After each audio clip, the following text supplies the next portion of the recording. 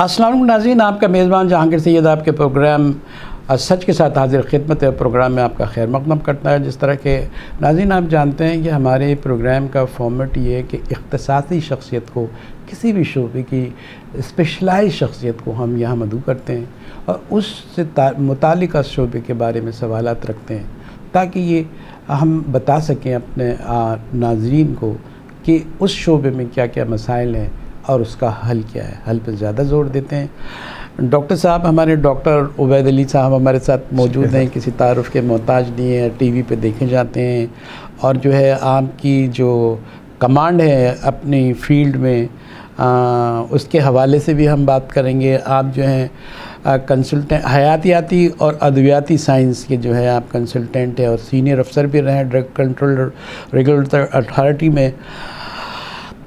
और यहाँ जो है दुनिया में मुझे जो याद पड़ता है जो इंटरव्यू के दौरान कि आप कई ममालिक में जाके जो है कंसल्टेंसी एडवाइज़री का काम भी करते रहे हैं, वहाँ लेक्चर भी देते रहे हैं। आपकी कदर व कीमत पाकिस्तान में शायद कम हो या ज़्यादा हो, इसको हम सवालिया निशान रखते हैं, लेकिन ये है कि दुनिया में आप जाने पहचान जाते हैं और ये बहुत बड़ी कामयाबी है आपकी भी और हमारी भी कि हम इसमें कामयाब होंगे कि लोगों में आपको रिकग्नाइज़ किया गया है।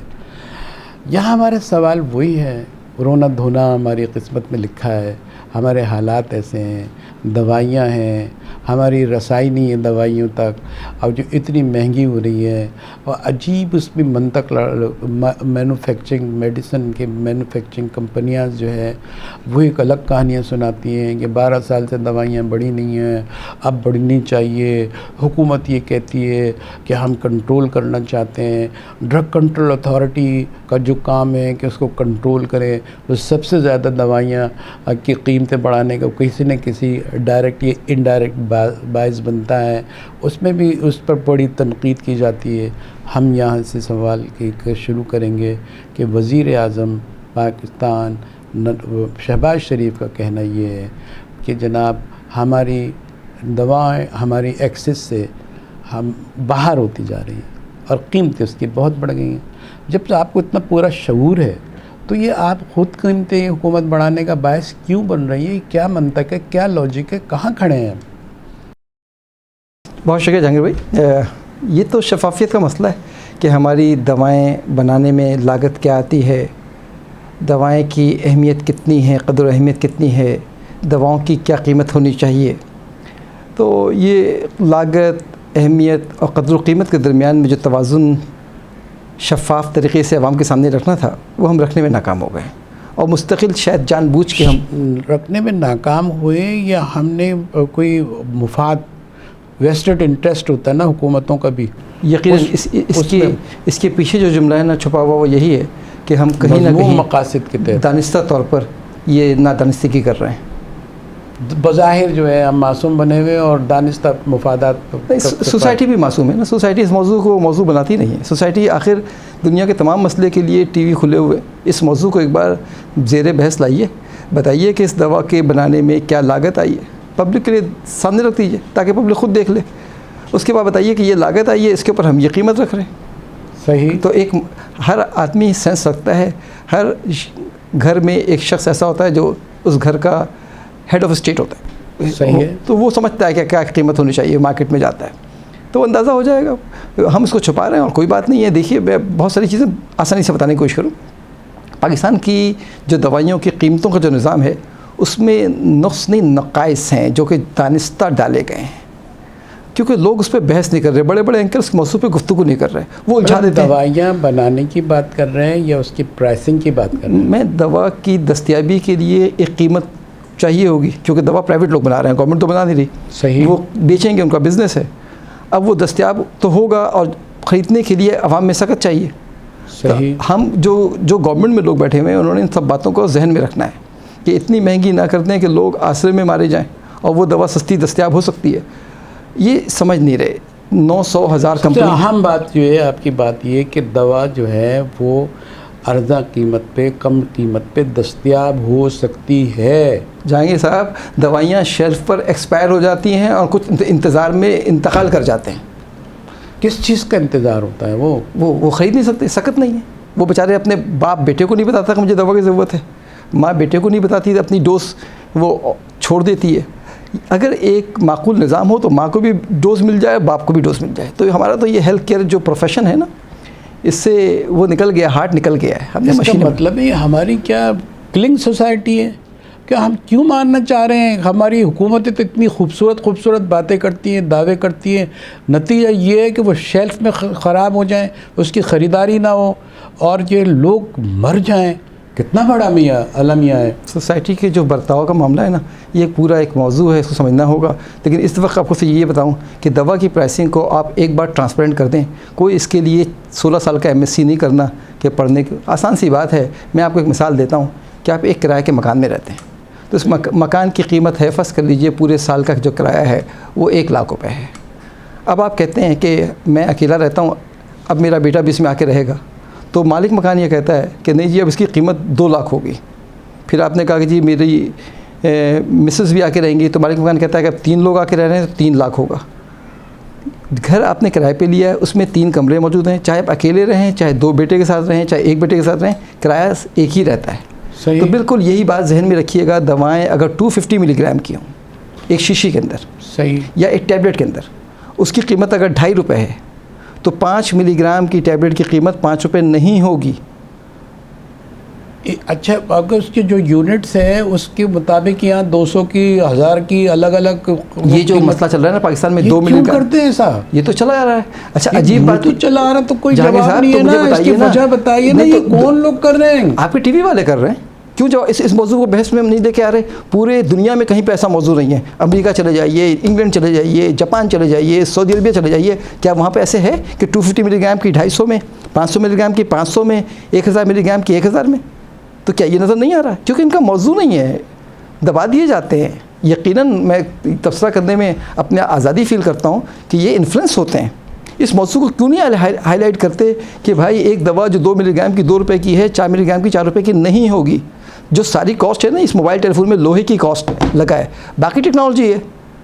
आप लोहा बढ़ा दीजिए तो टेक्नोलॉजी की कॉस्ट तो वही रहेगी। लोगों को जो फर्स्ट इम्प्रेशन जाता है वो तो ये समझते हैं कि भाई ये हर चीज़ जो है अपने वज़न के एतबार से भारी होती है, पावर के एतबार से भारी होती है, इसका जो है पावर यानी मिलीग्राम ये वो ज़्यादा है तो उसकी ज़्यादा प्राइस होने चाहिए। देखिए इसको समझाएं कि इसके पीछे लॉजिक क्या है। लोगों को आपको समझाना पड़ेगा, सोसाइटी को समझाना पड़ेगा कि ये मालूमात आपको होनी चाहिए। दवाएं की कब इस्तेमाल करनी है, दवाएं कब इस्तेमाल नहीं करनी है, दवा से कोई ख़राबी हो तो किसको बतानी है, कोई एडवर्स रिएक्शन हो, ये सब बातें लोगों को पता होनी चाहिए।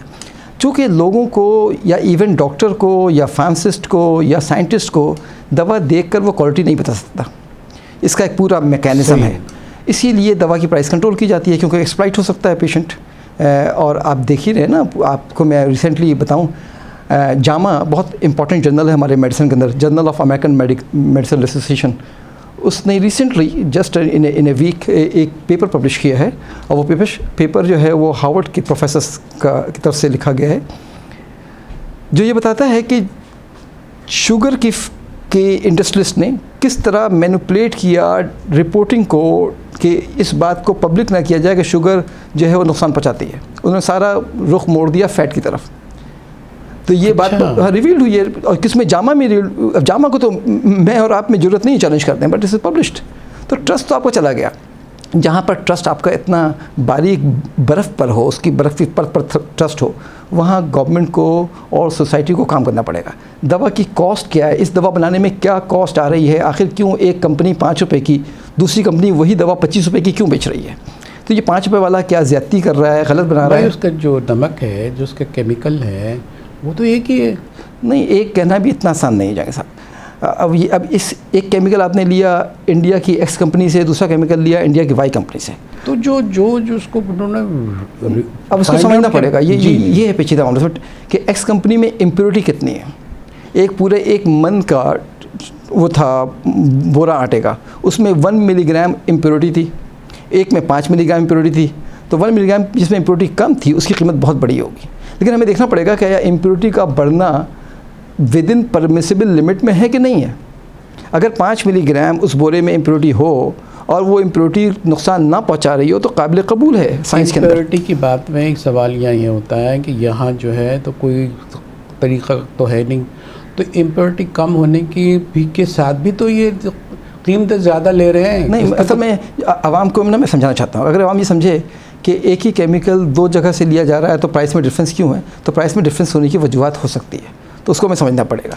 हाँ, हम ये ज़रूर उम्मीद करें एज ए अवाम कि एक ही दवा बनने के बाद एक 5 रुपये की बना रहा है, दूसरा 25 रुपये की बना रहा है, तो या तो 5 रुपये वाला जो है वो जाली बना रहा है या 25 रुपये वाला कोई एक्स्ट्रा ऑर्डनरी इसमें क्वांटिटी डाल रहा है, उसको रैशनलाइज़ किया जाए, क्योंकि जेनेरिक ड्रग बना रहे हैं हम, तो वो हम उस पर ज़रूर तवज्जो दें। और जब वो 5 रुपये में बन रहा है और उसको हमने अलाउ किया हुआ है, तो फिर इस 25 वाले को 5 होना चाहिए। तो जेनेटिक ड्रग के बारे में बात थी कि अब तो कानून साजी हो गई थी कि जेनेटिक ड्रग के हिसाब से जो है वो आपने तजवीज़ भी थी और उस पर बहस भी हुई थी, आपकी भी आवाज़ उसमें शामिल थी। पाकिस्तान में जो जेनेरिक ड्रग के बारे में लोग बात कही जा रही है ना, देखिए पाकिस्तान में एक बहुत साफ बात कहूँ, अगर लिखता ही नहीं है, लेकिन जेनेटिक ड्रग क्यों लिखे? ड्रग लिखना मजबूरी बना दिया, कानून का हिस्सा बना दिया। कानून का हिस्सा नहीं बना, कानून का हिस्सा बना भी नहीं सकते, इतना आसान नहीं है कानून बनाना। आप डॉक्टर की प्रैक्टिस को कंट्रोल नहीं कर सकते, दुनिया में डॉक्टर की प्रैक्टिस कंट्रोल नहीं होती।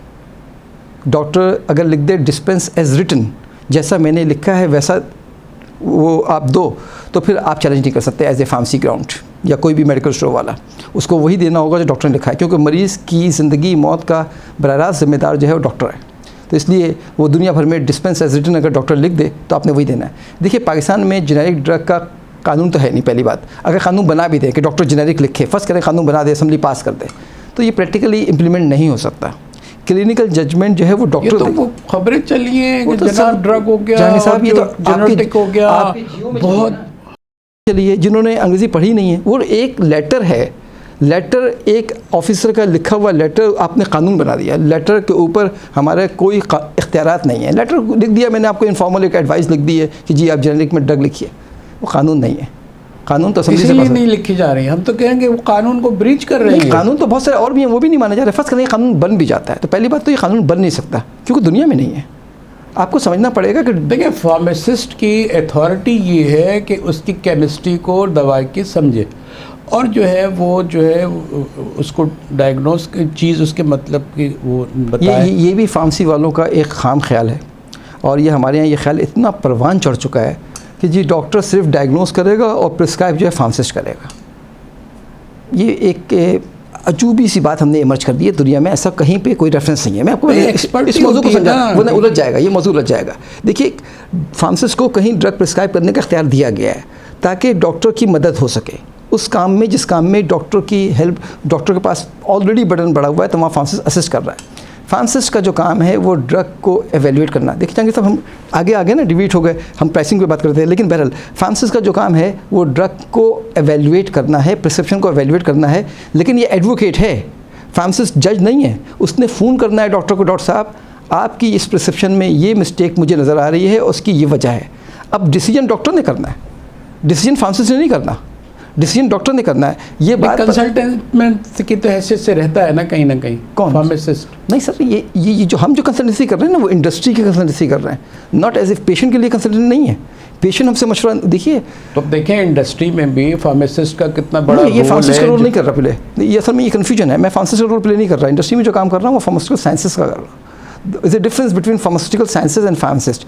फार्मासिस्ट जो है वो बाय लाइसेंस ड्रग डिस्पेंस करने का इख्तियार रखता है, वो मैं नहीं रखता। वो जो डिस्पेंस की बात आपने डॉक्टर के साथ लगाई हुई है कि वो अगर लिखे as dispense by the doctor, तो फिर वो जो डॉक्टर की अथॉरिटी है तो ये डिस्पेंस कैसे लिख सकता है? नहीं, डिस्पेंस करने का मतलब होता है उठा के देना, और हाँ। कोई मतलब नहीं है। उसके बाद आपने उसकी वो देना है मशवरा। तो डॉक्टर फार्मासिस्ट डिस्पेंस वो करेगा जो नुस्खे में डॉक्टर एडवाइस करेगा या प्रिस्क्राइब करेगा। ठीक है। अच्छा, ये नहीं हो सकता कि डॉक्टर प्रिस्क्राइब कुछ और करे और फार्मासिस्ट कुछ और दे दे, ये नहीं हो सकता। हाँ, ये इख्तियारात हैं अनरिटन कि आप जेनेरिक चेंज कर दें। उसने लिखा कोई दवा आप किसी और कंपनी के आप दे दें, लेकिन अगर डॉक्टर आगे लिख दे कि जो मैंने ब्रांड लिखा है आपने वही देना है, तो ना अखलाकी तौर पर और ना कानूनी तौर पर हमारे पास इख्तियार नहीं है कि हम उसको चेंज कर दें, ना यहाँ और ना अमेरिका में ये इख्तियार नहीं है। हम उस डॉक्टर के पास जाएंगे, उससे कहेंगे कि आप चेंज कर दीजिए, तो फिर वो चेंज करने कहता है। तो हाँ, अगर डॉक्टर ज़्यादती कर रहा है तो उसका दूसरा हमारा रूट है जहाँ पर जाकर आप पेशेंट की एडवोकेसी करें, ये रूट नहीं है। आपकी बात का से जो हासिल कलाम है वो ये है कि जो डॉक्टर्स की अथॉरिटी ये होता है फाइनल अथॉरिटी के तौर पर कि वो जो है अगर कोई नुस्खा लिखता है तो वो फाइनल होता है और उसके बाद की चीज़ें और लेकिन वहाँ जो है हम ये जो कह रहे थे कि जेनेटिक दवाइयाँ हैं और उसको रजिस्टर किया जा सकता है। इंडिया में उसकी मिसाल मौजूद है कि वहाँ ऐसा हो रहा है, हमारे यहाँ नहीं हो रहा। नहीं, इंडिया में लोग असल में आमिर खान की तकरीर सुनकर जो लोगों ने एक हुआ मचा हुआ उस वीडियो का, अगर ऐसा हो रहा होता तो इंडिया की जो बाकी कंपनियाँ वो सब बंद हो चुकी होती, जो सबसे छोटी वाली कंपनी उसी दवा बिक रही होती। तो बाकी कंपनियाँ कैसे चल रही हैं, वहाँ पर हज़ारों कंपनियाँ। तो वो वीडियो तब तो सही है। देखिए, जेनेरिक में भी दो किस्में हम अब ला रहे हैं, हम जैसे लोग। एक है ट्रू जेनेरिक कि वाकई सच्चा जेनेरिक है, और एक है जो ट्रू नहीं है। हम कैसे यकीन इस पर हम बहस करेंगे। यहाँ नाज़रीन छोटा सा ब्रेक लेते हैं। हमारे साथ डॉक्टर उबैद अली मौजूद हैं, फार्मासिस्ट भी हैं, कंसल्टेंट भी हैं, हयातियाती और अद्वियाती साइंस के माहिर भी हैं, सीनियर गवर्नमेंट ऑफिसर भी रहे हैं, ड्रग कंट्रोल अथॉरिटी से ताल्लुक़ रहा है, बहुत सारे हवाले हैं। ये सिलसिला हम जारी रखते हैं, हमारे साथ रहिए।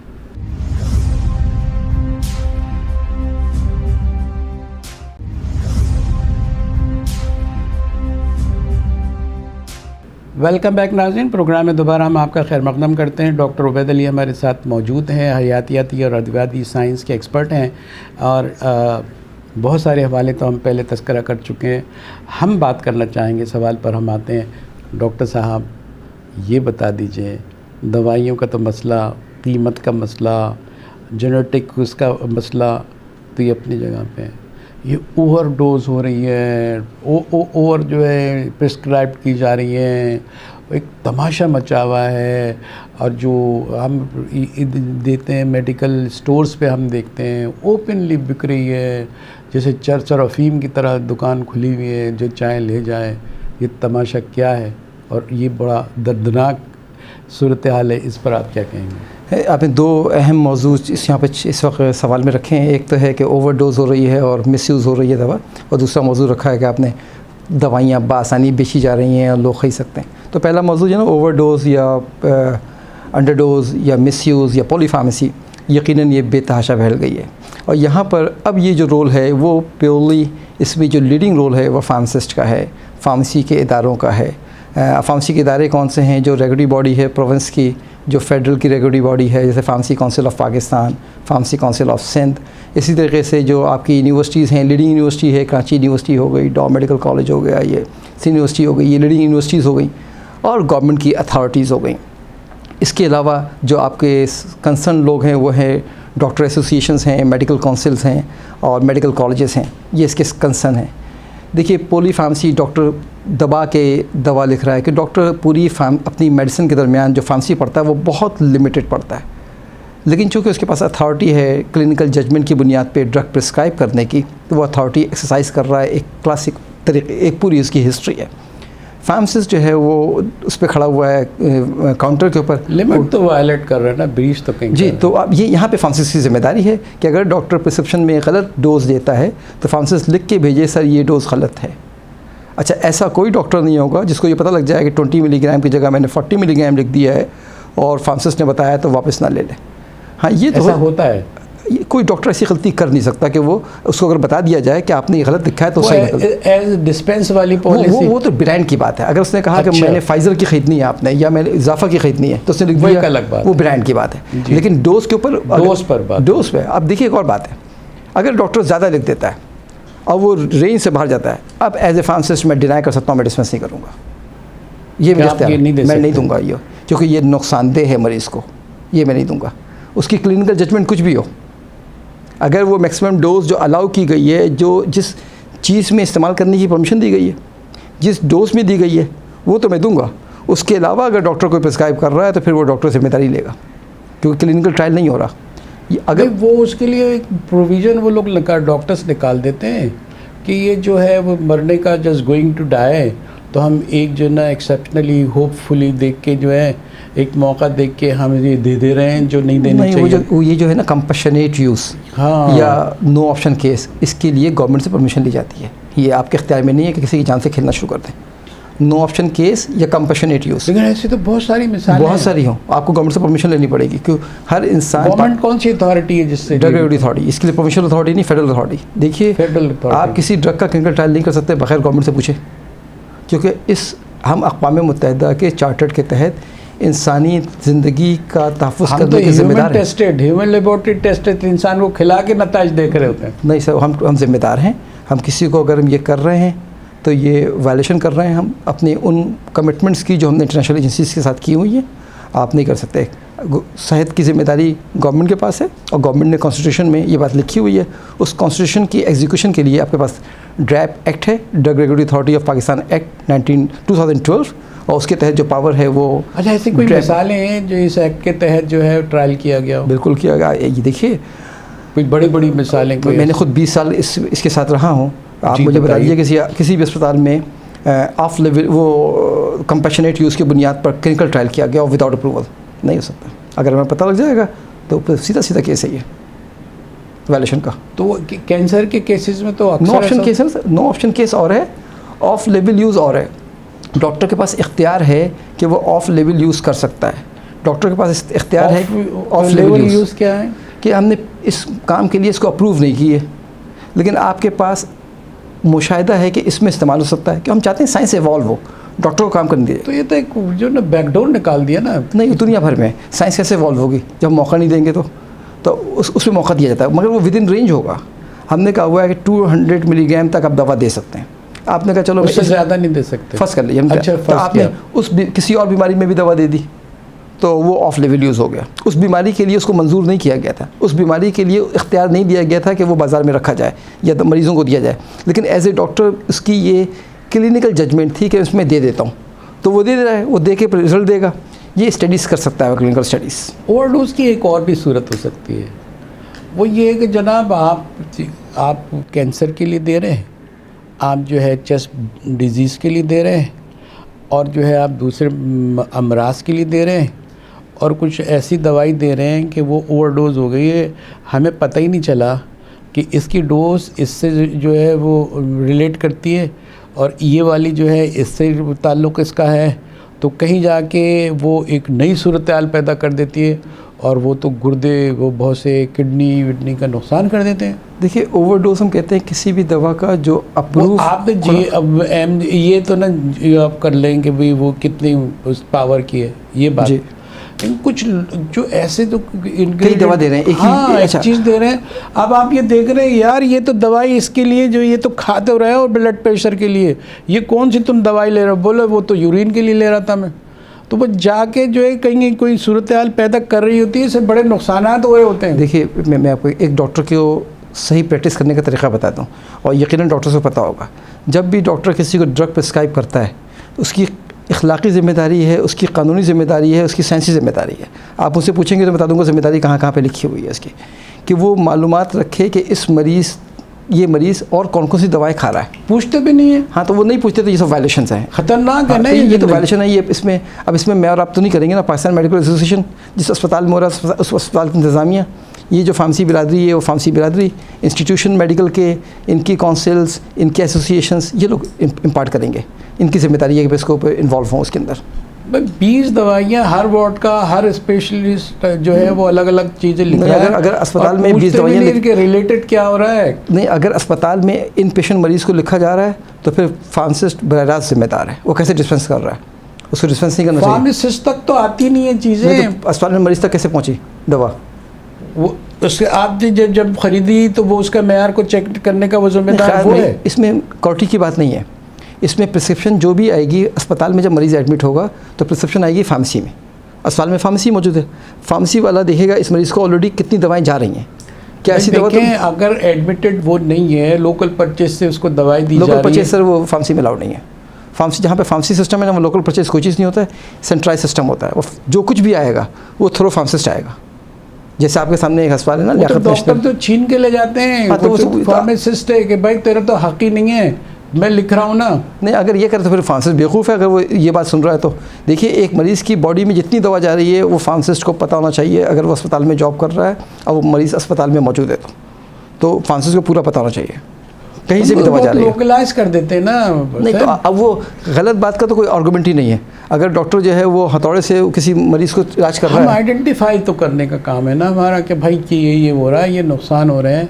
एक से कहा कि भाई आप ये देखें, एक तो ऐसे देखिए जहांगीर साहब, बग़ैर फार्मासिस्ट के अगर कोई अस्पताल चल रहा है, बग़ैर फार्मासिस्ट के अगर कोई दवा मरीज़ तक पहुंच रही है या 10 जगहों से मरीज़ तक पहुंच रही है, तो ये ऐसी बात है कि आप पूछ रही रहे कि मरीज़ जो है उसको पिस्टल देकर सर पे कनपट्टी पे रख के रखा हुआ है, ये तो ख़तरनाक बात है। इसकी इजाज़त नहीं दी जा सकती। ये तो एक गलत काम की इजाज़त मांग रहा है, ये तो अलाउड ही नहीं है। फार्मासिस्ट के बगैर दवा नहीं जाएगी मरीज़ तक, ये बड़ी एक क्लियर बात है। ये आज की बात तो है नहीं, दुनिया को इस बात को इम्प्लीमेंट किए हुए 100 साल गुजर गए।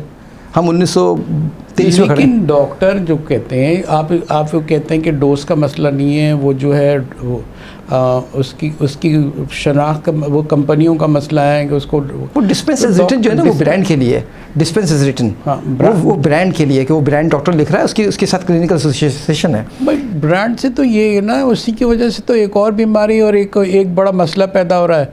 आप ब्रांड हैं, आपके पास डॉक्टर्स के पास ब्रांड वाला जाता है, समझे ना, मेडिकल रैप जाता है, अपनी कहानी सुनाता है, ब्रांड का क्या उसके पास है, उसको कोई फार्मेसी वाला भी चैलेंज नहीं कर सकता।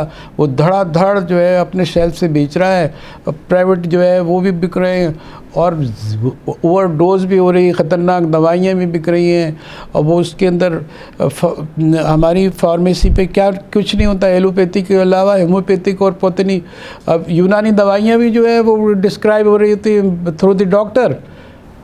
अब पता है क्या, ये मौजू बड़ा मिक्स कर दिया है। अगर अस्पताल की आप बात करें, मैं आपके सामने मिसालें दे देता हूँ। अस्पताल में लियाकत नेशनल अस्पताल है, आखान अस्पताल है और आपका ये साउथ सिटी अस्पताल है। यहाँ फार्मासिस्ट के बगैर मर्जी कोई दवा पहुँच सकती है, मरीज़ के पास नहीं पहुँच सकती। तो अस्पताल तो यही है, सही है, काम ऐसे ही होगा। अब यहाँ पर डॉक्टर गलत प्रिस्क्राइब कर रहा है, गलत डोज दे रहा है, वो एक अलग मसला है, लेकिन सिस्टम वो ऐसे ही होगा। अब कहीं पर अगर ये, और यही आइडियल सिस्टम भी है और यही मिनिमम सिस्टम भी है। गवर्नमेंट हॉस्पिटल्स में तो खुला तो उसको सही किया जाए, इसका कोई तरीका नहीं है। अगर फ़र्ज़ कर लीजिए कि नाई सर्जरी कर रहा है तो उसको सही करवाया जाए, डॉक्टर लगाया जाए। तो अगर डॉक्टर ऐसा कर रहे हैं तो उसको सही किया जाए। इसका ये नहीं है कि सही करें, हवा क्या वही ख़राब है ना। तो अब फिर फार्मासिस्ट रखें, इसके लिए रखें। आप देखिए मिसाल के आपके सामने है, मैं तो पंजाब में देख रहा हूँ जो गवर्नमेंट के अस्पताल हैं वहाँ पे फार्मासिस्ट बहुत अच्छा रोल प्ले कर रहे हैं। यहाँ तो नहीं कर रहे ना, यहाँ मुझे नहीं पता, मेरा एक्सपीरियंस नहीं है यहाँ पे जो फार्मासिस्ट। लेकिन अगर कहीं फार्मासिस्ट जॉब कर रहा है तो ये उसकी जिम्मेदारी है कि अपनी एग्जिस्टेंस को जस्टिफाई करे। वो तो डॉक्टर तो अगर आप ये सही मेरा नहीं ख्याल जहांगीर साहब, मैं भी फार्मासिस्ट रहा हूँ और आज भी मुझे डॉक्टर कांटेक्ट करते हैं अपने बच्चों की दवा के लिए। आज भी डॉक्टर अपनी अहलिया के दवा के लिए मुझसे कांटेक्ट करते हैं, मेरे दोस्त डॉक्टर्स हैं, वो पूछते हैं के लिए तो यहाँ। हाँ, तो फिर वो असल में जब जगह बनाएंगे तो अपने मरीज़ के लिए भी करेंगे। तो जो हमारे फार्मासिस्ट बैठे हुए हैं वो पढ़ें ज़रा, देखिए अगर डॉक्टर इतनी गलती कर रहे हैं तो लिखें ना इसको, 5 केस बनाए कि भाई 2 लोग मर गए थे, छापें अखबार के अंदर, फिर देखिए कैसे कंट्रोल आता है चीज़ें। हमने तो लड़ने का मसला बना लिया, फार्मासिस्ट ने डॉक्टर के साथ बैठ के बात करें। डॉक्टर पढ़ा लिखा तबका है इस माशरे का, वो सुनेगा समझेगा। हाँ, ये जो अनएथिकल प्रैक्टिस की आपने बात की वो माशरे में है, वो कोई और मामला है, उसको किसी और तरीके से कंट्रोल किया जाएगा। लेकिन इधर मरीज़ का मफादात मुकद्दम है। तो मरीज़ का अगर किडनी डैमेज हो रही है, मरीज़ का अगर लिवर डैमेज हो रहा है, मरीज़ का अगर डिजीज़ प्रोग्रेस कर रहा है, सही नहीं हो रहा है, मरीज़ अगर ड्रग इंट्रैक्ट करके उसको नुकसान पहुँच रहा है, तो वो ज़रूर डॉक्टर के इल्म में लाया जाए। और डॉक्टर, मैं नहीं समझता कितना नॉन सेंसेबल हो, समझे ना। फिर ये मैं थोड़ा सा ये आगे बढ़ाता हूँ, शायद इससे बड़ा रिलेटेड है, इसलिए कि फिर ये क्यों कहा जाता है कि डॉक्टर्स मैल प्रैक्टिस में ज़्यादा मुब्तला हो जाते हैं और वो जो है विज़िट कर रहे हैं, बाहर जा रहे हैं, सब कुछ कर रहे हैं, जो मेडिसिन मैन्युफैक्चरिंग कंपनियां हैं, तो इनसे ये गलत मौजूद है। देखिए ये है गैर इखलाकी, इखलाकी तो है, गैर इखलाकी, गैर कानूनी भी तो है ना। गैर कानूनी है ये सारी चीज़ें। कानून में कहीं नहीं रोका गया कि आप जो है लेक्चर नहीं सुन सकते। कानून में कहीं रोका नहीं गया कि आप लेक्चर सुन नहीं सकते या आपको लेक्चर सुनने के लिए बुलाया नहीं जा सकता। तो कानून ने नहीं रोका। अब मैं डॉक्टर हूँ, मुझे अगर बुलाया जा रहा है अमेरिका में लेक्चर सुनने के लिए, कंपनी स्पॉन्सर कर रही है, तो कानून वाज़ह तौर पर रोकता नहीं है। हमारे यहाँ वाज़ेह तौर पर रोकता नहीं है। तो पार्लियामेंट के पास फुर्सत नहीं है इन सब चीज़ों पर कानून साजी गई। यार कैसे फुर्सत सही? हाँ, नहीं है तो कानून साजी कहाँ की? आप देख लीजिए, हाँ, ये बोले ना जिस मौजू कानून साजी नहीं की, जिस मौजू पर हैं, जिस मौजू की आप बात कर रहे हैं अनएथिकल मार्केटिंग की, अनएथिकल मार्केटिंग दुनिया को पता है। हर घर में एक मेडिकल रैप मौजूद है रिश्तेदारों में, वो पता है क्या कुछ हो रहा है, लेकिन इसके ऊपर कोई कानून साजी नहीं हो रही। आसी ये बोलना, ये मसला निकला है कि कानून साजी होनी चाहिए वो अनएथिकल मार्केटिंग के लिए। देखिए मौजू अलग है। डॉक्टर के क्लिनिकल जो प्रैक्टिस है ना, उसको रेगुलेट करने की कोशिश ना करें। मामला ख़राब हो जाएगा। ऐसे बहुत सारी, क्योंकि बहुत ही लोकल चीज़ें हैं, ये वो इश्यूज़ हैं, ये आपके शायद उस डोमेन में ना आते हों, लेकिन बहरहाल आप जो ऑब्ज़र्वर के तौर पर, ये खुली दवाइयाँ पूरे बाज़ार खुले हुए हैं कि ये जो डॉक्टर्स लाते हैं खुली दवाइयाँ लाते हैं, मेडिसिन लाते हैं, गोलियाँ लाते हैं और उठा के दे रहे होते हैं उसके कोई। हाँ, तो वो इनकी शिकायत की जाए गवर्नमेंट को। अगर फर्स्ट कर लीजिए, गवर्नमेंट को पता ही नहीं है, वो भोली है, तो शिकायत नहीं जहांगीर साहब। अब जो गवर्नमेंट ने ना, मैं आपसे शेयर करूँ, ड्रग रेगुलेटरी अथॉरिटी का जो शिकायत सेंटर है ना, वो कंप्यूटर के ऊपर है। कंप्यूटर पर जब शिकायत करेंगे तो उसका नंबर डल जाएगा, नंबर अंडू नहीं हो सकता। तो लेकिन क्या उस पर कुछ होता शिकायत भी तो नहीं? शिकायत भी तो नहीं होती, ये बात नहीं है। वो आप समझते हैं कि ये पाकिस्तान में 2000 शिकायतें हुई हों और शिकायत होगी, रिस्पॉन्ड होता है, ऐसा नहीं है रिस्पॉन्ड होता है। रिस्पॉन्ड नहीं, शिकायत नहीं हो रही। बहरहाल मैं ये वो नहीं कह रहा कि शिकायत नहीं हो रही तो रिस्पॉन्ड क्यों नहीं हो रहा, मगर ये भी जितना हम टॉक्स में गुफ्तगू पढ़ते हैं, अखबारात में पढ़ते हैं, उतना शिकायतें नहीं आती। उस सीट पर मैं बैठा हूँ, ऐसा नहीं है, शिकायतें नहीं आती। भाई जो अवेयरनेस नहीं है ना, शायद इसलिए शिकायत नहीं आती। बेचारे अवाम जो है ना, इलिटरेट लोग हैं, क्या शिकायत, उनको शऊर ही नहीं दिया ना, यहाँ से भी तो काटा है उन्होंने। आप ज़रा केला महंगा बेचें ना सर, केला महंगा भेजें तो रात को हो जाता है ना। मुहर्रम आपने देखा, क्या कहते हैं, रमज़ान में बाइकाट हो गया ना केले का, सब फल का। डॉक्टर साहब, बड़ी दुख भरी कहानी है और यहाँ एक छोटा सा ब्रेक लेना भी हमें बहुत ज़रूरी है। कुछ सवालात अभी हमारे पास बाकी हैं, वो भी कर लेते हैं। डॉक्टर साहब हमारी रहनुमाई तो कर रहे हैं, लेकिन सारी दुख भरी पहलू ही उजागर हो रहे हैं कि हम कहाँ फेल हैं और क्यों फेल हैं। एक छोटा सा ब्रेक लेते हैं, हमारे साथ रहिए।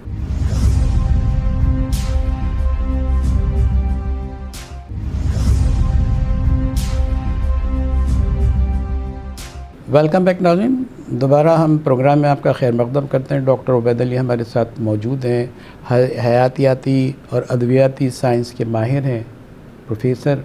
अब ज़ाहिर है पढ़ाते भी रहे हैं, प्रोफेसर भी है, आपके हिस्से में आई है, और ड्रग कंट्रोल अथॉरिटी में भी जो है आपने 24 साल काम किया है, उसके सीनियर अफसर रहे हैं। ये हवाले तो सब हैं, लेकिन हम बड़ी निचली सतह पे आम मसाइल जो है वो आपके वो डिस्कस कर लेते हैं, मौके से फ़ायदा उठाते हैं। डॉक्टर साहब, हम ये पूछना चाहते हैं, ये जो खेल खेला जा रहा है,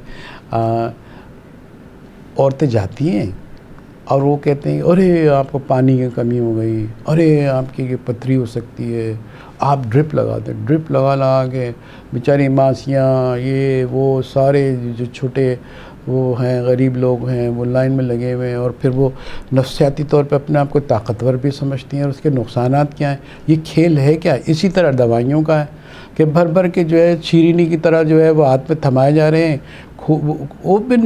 ओपन जो है दवाइयाँ बिक रही हैं, जिसमें कोई रैप नहीं है, कुछ नहीं, बस बिक्री जा रही है, खुली दुकानें। ये तमाशा क्या है और क्या इसके नतीजे आ रहे हैं? जहांगीर साहब, मैं इस पर ज़रूर अपना तबसरा देता हूँ, लेकिन कुछ पेशा वराना जो है वो ज़िम्मेदारी होती है। ये बेहतर होता कि डॉक्टर इसके साथ बैठते तो उसको जवाब देते तो आसान होता। अच्छा, अब चूँकि जिस केस की आप बात कर रहे हैं कि पेशेंट को लगाया जा रहा है, अब मैं ये समझने से कासिर हूँ कि उसको वाकई ज़रूरी है या नहीं है। हाँ, ऐसा भी होता होगा कहीं क्या ज़रूरी हो, लेकिन आम परसेप्शन जो आपका है वो बिल्कुल सही है। मिसयूज़ ऑफ द ड्रग हो रही है, ड्रग एब्यूज़ हो रहा है, यहाँ पर एक्सटेंसिवली मिसयूज़ हो रहा है, पॉलीफार्मेसीज़ यहाँ पर हो रही है। पॉलीफार्मेसी का मतलब है कि गैर ज़रूरी तौर पर बहुत सारी दवाएं एक आदमी को लगाई जा रही हैं। जी। ये सब बातें पाकिस्तान में देखना कोई बहुत मुश्किल नहीं है। हम कंजम्पशन ट्रेंड अगर ड्रग का देखें, जो हमारी नज़र होती है, और जो आपके यहाँ हेल्थ का या डिजीज़ का पैटर्न है, तो वो देखें तो हमें अंदाज़ा हो जाता है कि हमारे यहाँ ड्रग का जो कंजम्पशन ट्रेंड है वो साइंस के तवाज़ुन से बिल्कुल बाहर है। अच्छा, आप जब दूसरी दुनिया को देखते हैं, वहाँ पे तो मुमकिन नहीं है ना कि बग़ैर फार्मासिस्ट के कोई दवा किसी मरीज़ तक पहुँच जाए, मुमकिन नहीं है। वहाँ पर वो से इतना कंट्रोल है, और वहाँ पर ये मुमकिन नहीं है कि डॉक्टर ड्रग प्रिस्क्राइब करे और फार्मासिस्ट उस प्रिस्क्रिप्शन को रिव्यू ना करे, वो उसके रैशनल ना देखे। तो वो ना रैशनल यूज़ ऑफ ड्रग मतलब सेफ़ एंड इफ़ेक्टिव यूज़, तो हमारे लिए दो लफ्ज़ बड़े इंपॉर्टेंट है, सेफ़ भी हो और इफ़ेक्टिव भी हो, और उसका रेशो भी, तवाज़ुन भी कायम। वो ओपन माहौल से हम देख रहे होते हैं फार्माकोमेट्रिक्स में, कि हम ये देख रहे होते हैं कि एपिडेमियोलॉजी क्या है, हमारी फार्माकोएपिडेमियोलॉजी क्या है, कितना मुल्क में एक साल में कितनी दवा कितनी इस्तेमाल हुई, उसका ट्रेंड क्या था, ताकि हम नज़र रख सकें और कैप्चर कर सकें सर्विलेंस को और होने वाले मुतवक्का विजिलेंस एक्टिविटीज़ को। तो वो सब एक नज़र रखने का तरीक़ाकार ज़रूर है। यहाँ पर जो सबसे बड़ा मसला है पाकिस्तान में वो है फार्मेसी और फिजिशियन का मरीज़ के इतराफ़ में ना होना। कहीं पर फिजिशियन डोमिनेटिंग है और कहीं पर जो है वो कंपनी फिजिशियन को मुकम्मल इन्फ्लुएंस कर रही है, क्योंकि कमर्शियल ऑर्गेनाइजेशन है। गवर्नमेंट के जो कवानीन एक तो एग्जिस्ट नहीं करते, प्रैक्टिस के कोई कानून एग्जिस्ट नहीं करता हमारे यहाँ। अच्छा, ये एग्जिस्ट गवर्नमेंट ने नहीं करना, ये जो इसके कोड हैं वो एग्जिस्ट करेगी मेडिकल एसोसिएशंस, जो डॉक्टरों की एसोसिएशंस हैं वो करेंगी, तो वो यहाँ पे एग्जिस्ट नहीं करता। और इस बात को हम कभी देखने की हमने कोशिश नहीं की कि अगर एक मरीज़ ओरल ड्रग ले सकता है, कोई मसला नहीं है, तो उसको इंजेक्टेबल ड्रग क्यों दिया जा रहा है। देखिए, इंजेक्शन भी इतना ओवरडोज है और इतनी खतरनाक इस समाज में इतनी ओवरडोज तो एक अलग मामला आ गया। समाज में हमने एक बात फैला दी है कि इंजेक्शन ज़्यादा इंपॉर्टेंट है। अब आवाम जो है वो महंगी दवा को अच्छा समझती है, साइकोलॉजिकली आवाम इंजेक्शन लगाओ तो वो शायद खुश फील कर रही है, और वो ओरल से और क्रीम को वो समझती नहीं है। देखिए, इंजेक्टेबल रूट जो है ना, ये रूट है दवा देने का। वो उस सूरत में जब हमारे पास कोई सूरत अवेलेबल नहीं हो दवा देने की, इन दवा किसी और रूट से ना जा सकती हो और देनी ज़रूरी हो, या फिर उस मरीज़ के पास टाइम नहीं हो, हमें इमीडिएट दवा पहुंचानी है, मरीज़ के पास टाइम नहीं है 20 मिनट का कि एब्जॉर्ब होगी वहाँ तक पहुँचेगी, या मरीज़ का एब्जॉर्ब करने का जो रूट है वो सही काम नहीं कर रहा होगा, तो मतलब ये वजूहात होंगी, तब आप देंगे इंजेक्टेबल ड्रग। और दुनिया इंजेक्टेबल ड्रग को हमारी जो फार्मेसी पेशा है वो डिस्करेज करता है, क्योंकि जब आप दवा दे रहे होते हैं, हमारे तो बड़ी होता है। हाँ, तो ये बदनसीबी है। दवा जब आप दे रहे होते हैं, इंजेक्ट कर रहे होते हैं दवा, तो आप एक रिस्क ले रहे होते हैं पंक्चर करके, तो वो रिस्क अनरीजनेबल होता है अगर दवा ओरल रूट से जा सकती है तो। आँख की बात का लबोलबाब तो ये निकला, उसके बाद कुछ आप इजाफा कर देंगे। वो यही कि हमारे यहाँ रूल्स एंड रेगुलेशन जो कवानीन है उस पर अमल दरामद नहीं है, वो उसमें भी नक्स पाया जाता है, और अगर उस पर और उसको भी ब्रीच किया जाता है जो भी है। डॉक्टर्स का एक ऐसा हल्का है जो इस बात की तो परवाह नहीं करते हैं कि क्या क्यों लिखा हुआ है, क्या कवानीन है, क्या उसकी एथिकल जिम्मेदारियाँ हैं, उसको भी तोड़ फोड़ है। और ये जो सारी चीज़ें, और ये भी क्राइम में आता है, लेकिन इसको कोई क्राइम समझता नहीं है। दूसरी ये फार्मासिस्ट का जो एक दायरे कार है उसमें जो है डॉक्टर्स की मुदाखलत है, और डॉक्टर्स यही समझते हैं कि आप मुदाखलत कर रहे हैं, और इस तरह अमल दरामद बहुत कमज़ोर हो गया है। जो आपने इंटरनेशनल स्टैंडर्ड की बात की है, उसमें फार्मासिस्ट का भी बड़ा हिस्सा है और मेडिसिन डॉक्टर के भी बहुत हिस्सा है। अगर वो ऐसा नहीं करते हैं, उनके अंदर अगर लिंक नहीं है, तवाज़ुन नहीं है, तो कोई भी दवाई बेहतर तौर पे नहीं दी जा सकती। जो यहाँ हमारी सूरत हाल के हवाले से भी आपने ये बताया है कि हमारे यहाँ जो अभी हमारा अजीब सा कल्चर है, गुर्बत गरीब हैं लेकिन हम महंगी दवाई को पसंद कर रहे होते हैं। अगर कोई हमको इंजेक्शन दवाई की से ओरल जो मेडिसिन लेने के बजाय जो है हम दवा गोली खाने के बजाय हम इंजेक्शन पे ज़ोर देते हैं, ख़र्चा भी आता है और उसका रिस्क भी ज़्यादा होता है। साथ ही साथ ये डॉक्टर्स भी इस केमिस्ट्री को समझ रहे होते हैं कि उनके बारे में भी ये है कि वो जो ये सारी चीज़ें कर रहे होते हैं तो सब है। और आप ये कहते हैं कि लम्हा फ़िक्रिया तो ये है, कहीं ना कहीं से रोकने की तदाबीर होनी चाहिए। आपने सही कहा कि डॉक्टर भी आपके साथ बैठे हैं और तब फिर डिस्कस हो तो जो क्रॉस थॉट और जो सामने आ सकती है वो ज़्यादा हमारी रहनुमाई कर सके और हम किसी नतीजे पर ज़्यादा बेहतर तौर पर पहुंच सके। अब मैं चाहूँगा कंक्लूडिंग रिमार्क्स आप दे दें हमारे प्रोग्राम। बहुत शुक्रिया। तकरीबन जी, बहुत असल मसला जो है ना वो है क़िल्लत का अखलाक़ी किरदार की, डॉक्टर के अंदर या फार्मेसी के अंदर या सोसाइटी के अंदर। दूसरा मसला हमारा जो है, ये दो मसले मैं आपको सामने रख देता हूँ, क़िल्लत अखलाक़ी किरदार की। दूसरा मसला है कि हमने बाज़ार बना दिया है हर चीज़ को, दवा को भी हमने बाज़ार बना दिया है, सेहत को बाज़ार बना दिया है। आप बाज़ार की कुछ लिमिट तय कर दीजिए, हर चीज़ का बाज़ार ना बनाइए। दवा को अपने बाज़ार जब बनाएंगे, जब इसको बिज़नेस बनाएंगे, तो बिज़नेस का असूल जो है ना उसे बिज़नेस करना होता है, तो वो दवा बेच के खुश होता है, वो मरीज़ों को सेहतमंद करके खुश नहीं होता। जितनी भी अद्वियात साज की कंपनियाँ हैं आप देखिए वो खुशियाँ कब मनाती हैं, जब दवा ज़्यादा बिक जाए, ज़्यादा बिज़नेस हो जाए। तो जब खुशियों मनाने का पैमाना दवा ज़्यादा बेचना है तो फिर यकीन कर लीजिए कि दवा ज़्यादा जो है वो नाजायज़ बेची जाएगी। यहाँ वो अभी फिर वही वो हासिल कलाम ये निकला है कि देखें अपनी हमारी ज़िम्मेदारियाँ, हम एथिकल जो हमारी रिस्पॉन्सिबिलिटीज़ हैं हम उस पर पूरा नहीं उतर रहे हैं और इसकी वजह से ये तबाही भी है। और जो भी कुछ हमें करना है वो हमसे नहीं हो रहा है और जो कुछ हमें नहीं करना है उस पर हम बहुत ज़ोर दे रहे हैं। ये शायद हमारी कौम बस आखिरी बात कर दूँ कि आवाम को आगाही देने का सबसे अच्छा जो मनबा है वो मीडिया है। मीडिया अपनी तरजीह बना ले कि आवाम को आगाह कर दे उन चीज़ों से जिस पर आवाम आगाह नहीं है। सेहत अहम मामला देखिए, है। मैं चूँकि आपने मीडिया की तरफ सवाल किया है, मेरा भी उससे मीडिया से ही ताल्लुक़ है। ये बिल्कुल ठीक कहा कि जो हमारी प्रायोरिटीज़ और जो हॉट इश्यूज़ होने चाहिए, जिस पे हमें बात करनी चाहिए, वो पसे-पुश चले गए और दूसरी बातों पर हम रखते हैं। उसके भी हमारी मार्केटिंग की कुछ मजबूरियाँ होती होंगी। लेकिन मसला ये है कि हम जो बात करना चाहते हैं, तो वो बड़ी महदूद तौर पे आधा सच बोला जाता है। जो वो आधा सच बोला जाता है और आधे जहाँ घपले हो रहे होते हैं, उसको ग्रे एरिया में रखा जाता है। यहाँ उस तरफ से भी है, अगर हम सवाल करते हैं तो वे इधर उधर करके अपना वो निकाल देते हैं। ये दो तरफा है, इसको इल्ज़ाम हमें ज़रूर दीजिए, लेकिन आधा इल्ज़ाम उधर भी लीजिए। तो नाज़रीन, हमारे प्रोग्राम का वक्त ख़त्म हो चला।